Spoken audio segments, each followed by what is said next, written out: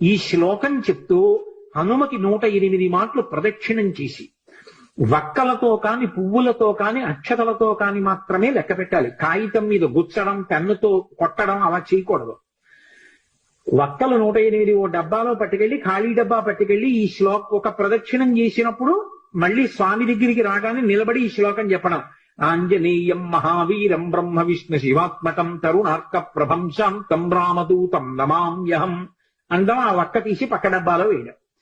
108 ఇందులో వక్కలు అందులోకి వచ్చాయంటే 108 ప్రదక్షిణాలు అయిపోయాయి. మళ్ళీ వక్కల డబ్బా పట్టుకుని ఇంటికి వెళ్ళిపోవడం.